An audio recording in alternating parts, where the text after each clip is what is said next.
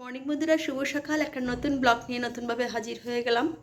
আজকে কি বলে কী বার? আজকে মঙ্গলবার। হ্যাঁ, মঙ্গল দেখ, সবই দিন ভুলে যাচ্ছি। তো আজকে এইভাবে ব্লগটা শুরু করলাম। জলখাবার রেডি করে ফেলেছি।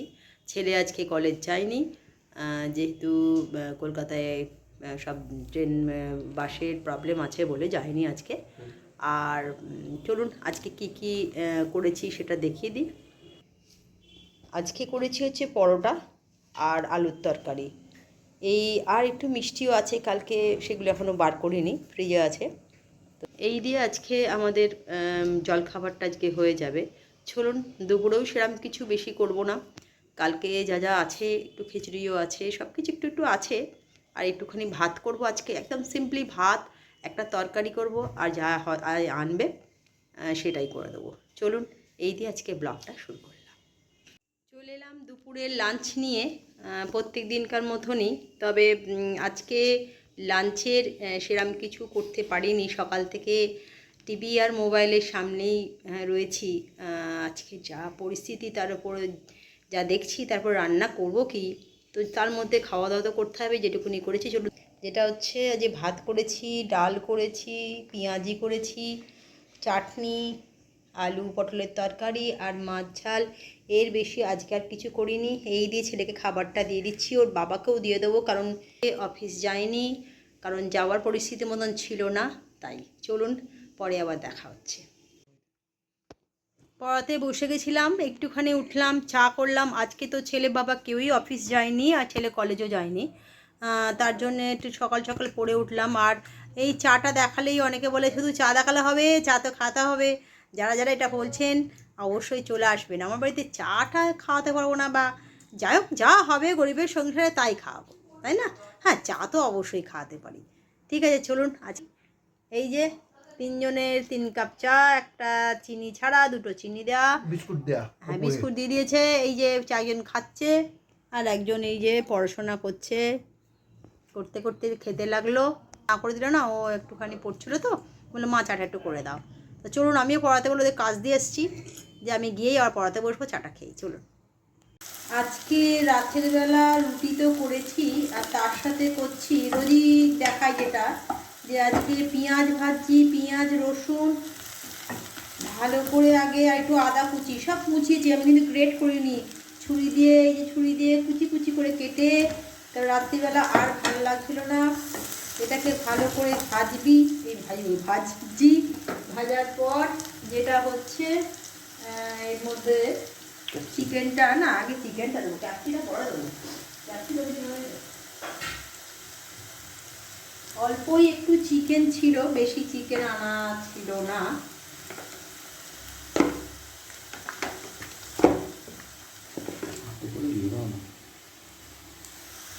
আচ্ছা, চিকেনটা নয় পরেই দিচ্ছি, ক্যাপসিকামটা দিয়েই দিই।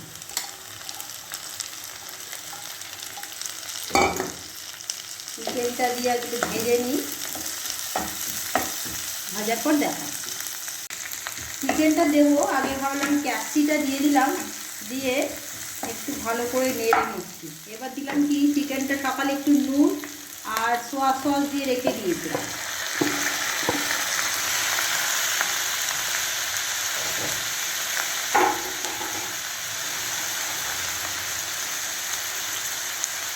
চিকেনটাকে একটু ভাজা ভাজা করি, তারপর দেখাচ্ছি। চিকেনটা একটু ভাজা ভাজা হতে এতে একটু কাশ্মীরি লঙ্কা দিয়ে দেবো,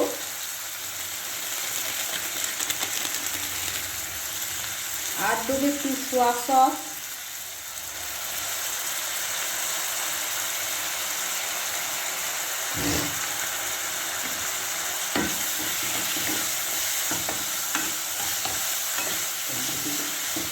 পরে দেবো। এবার দেবো কি, আমার এই চিকেনটাকে একটু বাড়ানোর জন্য আমি একটা আলু কেটে রেখেছিলাম, এই যে আলু একটা, এই আলুটা এর মধ্যে আমি দিয়ে দেবো।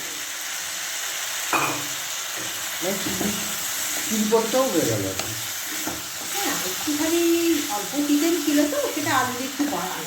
আলুটা না দিলেও খুব ভালো হতো, কিন্তু আমার যেহেতু একটুখানি চিকেনের পরিমাণটা কম আছে, তাই জন্য একটু আলু দিয়ে নাড়ানাড়ি করতে করতে এবার যেটা দেবো সেটা হচ্ছে এবার একটু টমেটো সস দিয়ে দেবো।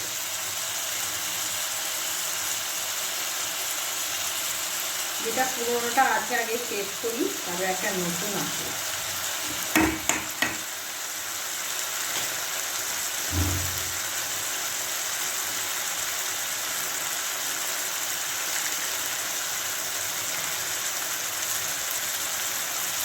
একটু টমেটো সস নতুনটা দিয়ে দিলাম। এইগুলো কোনো কিন্তু আমি নিজে থেকেই করি। একঘেয়ে চিকেন কেকে যখন বোরিং হয়ে যায় তখন নিজে থেকে একটুখানি করে নিই। ক্যাপসিকামটা দিলে কি একটুখানি আলাদা গন্ধ থাকে আর বেশ খেতেও ভালো লাগে। সবচেয়ে বড় কথা যেটা প্রত্যেক দিনই বলি, চটজলদি কিন্তু আমার হয়ে যাবে। এই যে এটাকে আমি কিন্তু একদম ধিমে আছে এখন এটা হবে, এটাকে চাপা দিয়ে দেবো, ধিমে আছে এখন। তবে চলুন দেখাচ্ছি। দেখতে পাচ্ছেন একদম জল মরে মরে চলে এসছে, যেটুকুনি চিকেন থেকে বেরিয়েছে। জল কিন্তু দিইনি, চাপা দিয়ে কম আছে করতে হয়। অলরেডি কিন্তু হয়ে গেছে আমার না একটু সর্দি হয়েছে অল্প করে। ব্যাস একটু রাখবো স্ট্যান্ডিং টাইমে, তারপর আপনাদের সার্ভ করে দেখাচ্ছি। দেখছেন চিকেনটাকে তৈরি করলাম আলু দিয়ে, চিকেনটা আর ক্যাপসিকাম দিয়ে আর সোয়া সস আর টমেটো সস দিয়ে, আর তার মধ্যে একটু আদা কুচি একটু রসুন কুচি। ব্যাস কিরম ইয়াম্মি দেখতে হয়েছে। এটা কিন্তু রুটি দিয়ে পরোটা দিয়ে আমি করি মাঝে মাঝে, অল্প চিকেনের মধ্যে অল্প একটু আলু দিয়ে চটজলদি এত ভালো তৈরি হয়ে যায় না, আর খেতেও খুব ভালো হয়। আপনাদের দেখালাম। চলুন এবার রুটিটা কমপ্লিট হয়ে গেছে, তারপর আবার দেখা হচ্ছে। আজকেও সন্ধেবেলা একটু সবাই মিলে গল্প করছিলাম, সবাই পড়িয়ে গেল সবে মাত্র, তারপর একটু বসলাম গল্প করতে। সারাদিন ছেলে বাবা আজকে বাড়িতেই আছে, আজকে ছেলেও কলেজ যায়নি আর বাবাও আজকে অফিস যায়নি, কারণ অফিসটা যেখানে সেখানে তো আজকে হাওড়া স্টেশন থেকে যেতে হতো। আর আজকে যেহেতু কাল থেকে খবরটা পাওয়া গেছে নবান্ন ঘেরাও হবে, তাই কাল থেকে ওই জন্যে আজকে আর আমরা এরা মানে তো কলেজে যায়নি, বাবাও যায়নি, তো সারাদিন বাড়িতেই আজকে। কলেজে পরীক্ষা ছিল, কিন্তু পরীক্ষাটা পোস্টপোন করে হ্যাঁ, আজকেও কলেজে পরীক্ষা ছিল, কলেজে পরীক্ষাটা পোস্টপোন হয়ে গেছে। ভালোই হয়েছে, ভালোই হয়েছে। এর মধ্যে যাওয়াটা একটু দুষ্কর ব্যাপার ছিল, তো সেক্ষেত্রে যায়নি, ভালোই হয়েছে।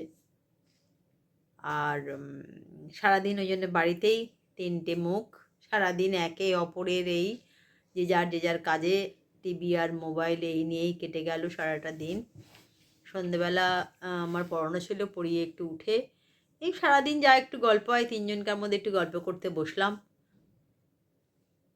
ওই দিকেও আর একজন সারাদিন তো ছুটির মেজাজই কেটে গেল।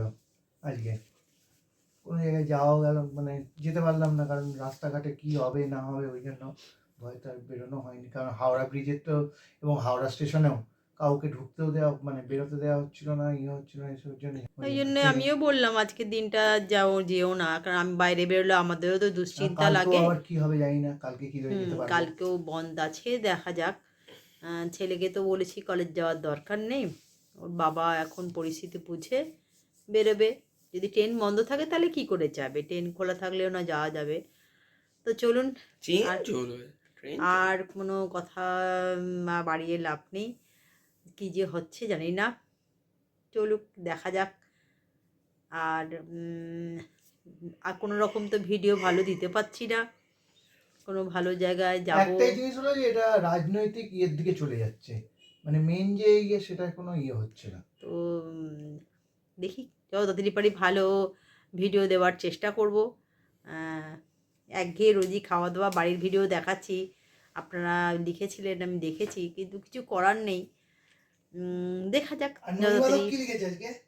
হ্যাঁ ও আজকে কি যেন ওনার নামটা অভিজিৎ দা লিখেছেন যে আপনার হাজবেন্ড ভালো পুজো করছে। ও মোটামুটি ঠিকঠাক, আমাদের টুকটাক পুজোগুলো তো ঘরের পুজো করে ফেলে, অসুবিধা হয় না। ছেলেও বাবার সঙ্গে একটুখানি সাহায্য করে, চলুন রাতের ডিনারে আপনাদের সঙ্গে আবার দেখা হচ্ছে। চলে এলাম রাতের ডিনার নিয়ে। তো আজকের ডিনারে তো আপনাদের দেখালাম, চিকেনটা চটজলদি বানিয়ে ফেললাম, অল্প একটুই ছিল। তো চলুন আর কি কি বানিয়েছি দেখাই। চিকেনটা তো বানিয়েছি, আর হচ্ছে রুটি বানিয়েছি অল্প করেই। তো কালকে অনেকটা চাল ছিল, তো সেটাই একটুখানি একটু করে নিলাম। আজকে একটু ফ্রায়েড রাইস করলাম, চালটা ছিল মানে সেদ্ধ করাই রেখে দিয়েছিলাম, তো সেটাই আজকে একটু নেড়ে নিলাম যা যা ছিল। এই দিয়ে আজকে রাতে তো ডিনারটা ভালোই হবে। কি ভালো হবে তো? আর এই যে চুপচাপ কেন? চলুন ব্লগটাকে আর বাড়াচ্ছি না। যদি ভালো লাগে লাইক কমেন্ট শেয়ার করতেই হবে। আর যেভাবে আমার পাশে আছেন এইভাবেই থাকবেন। আপনাদের ভালোবাসা আশীর্বাদে আমি সামনের দিকে এগিয়ে যাব। আমি প্রত্যেক দিনই যেটা বলি, বেশি আমি কোনো দিনই কোনো কিছু আশা করি না, অল্পতেই সন্তুষ্ট। তো আপনাদের এই ভালোবাসা একটু একটু করে পাচ্ছি, তাতেই আমি খুশি। এইভাবেই থাকবেন আমার পাশে। তো চলুন কালকে একটা নতুন ব্লগ নিয়ে নতুনভাবে হাজির হয়ে যাব।